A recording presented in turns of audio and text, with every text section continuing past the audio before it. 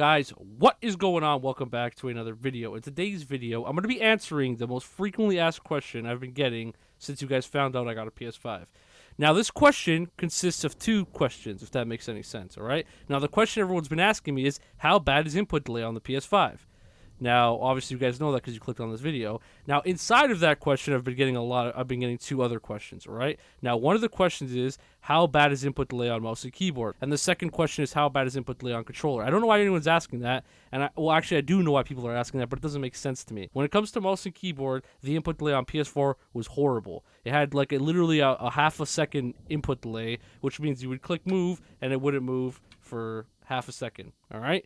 Now, on PS5, they gave us a USB Type-C connector, which I actually have a USB Type-C hub somewhere, I just can't find it. So for today's video, I'm not going to use USB Type-C, I'm going to use just a regular USB hub that plugs to the front of the console. If I do find my USB Type-C hub, I will try to plug it in and see if the speeds are faster, alright? But when it comes to mouse and keyboard, there is a bit of a delay. I wouldn't say it's too bad. I don't know, it's hard to really tell. It's hard to show you guys how bad the delay would be, or how, not bad, but how the delay is. It's not that bad. I don't know. I don't even know what to call it. I would call it like a tenth of a second. Like, as soon as I click a button, I move. And I do have a computer, by the way, with Fortnite on it, and I've tried it with mouse and keyboard. It feels very similar. It feels, I don't think I'd be able to tell a difference. If you put my PC and you put my PS5 next to each other with the mouse and the keyboard, told me to move, asked me what I was on, I wouldn't be able to tell if it was a PC or my PS5. But with a PS4, you can definitely tell. There's a drastic input delay. But I do think with a USB Type-C connector, it might be a little bit better. But in terms of the delay just from movement, it feels pretty normal. It feels just like I would get with my controller. Alright, so I'm inside of one of my random maps right now, and I just want to do a couple tests when it comes to shooting and jumping and all that. I have this little first-person shooter thing I was testing out here in creative. Pretty cool. But anyway, how do I open a chest? There you go.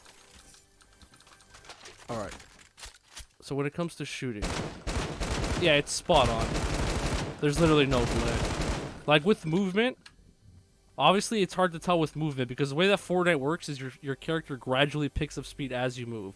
So when it comes to like clicking W on the keyboard, there's a little bit of a delay, but again, I think that's just normal. You know, I don't even really think there is any delay at all, because when I'm clicking my mouse, there's no delay at all. Alright, so as most of you guys know, I kind of suck at Fortnite, but I'm definitely going to suck a lot more on mouse and keyboard, so let me try to crank 90s here. Okay. Yeah, I suck. Guys, I suck at mouse and keyboard.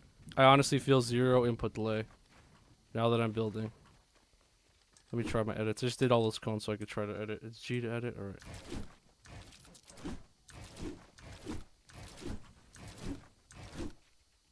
I kind of suck at editing, guys, but yeah, honestly, no input delay as far as I could see.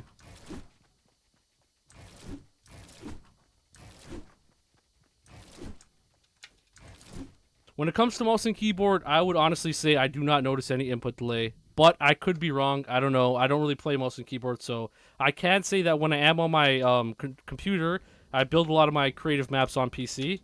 I do a lot of the building on PC, and it feels very similar to when I'm on PC. I have plugged my mouse and keyboard into my PS4, but there's an input delay and a bad one. With PS5, I don't really notice it too bad, to be honest with you guys, so I hope that answered that question, but now let's talk about controller. Alright guys, so when it comes to the PS4, the controller had a little bit of input delay. I never got to experience that on Fortnite. I never in my life experienced input delay with a controller on Fortnite. And the reason is, ever since Fortnite came out, I had a PS4 Pro. Now, a lot of you guys do not know this, but on a PS4 Pro, there's a way to get zero input delay. Now, the way you did that with the PS4 Pro was you would go into the settings and you would have a option right here. And this basically would like disable Bluetooth, right? So right now my controller's not plugged in at all, so it's using the Bluetooth mode, right? I go ahead and plug this in to my PS5, right?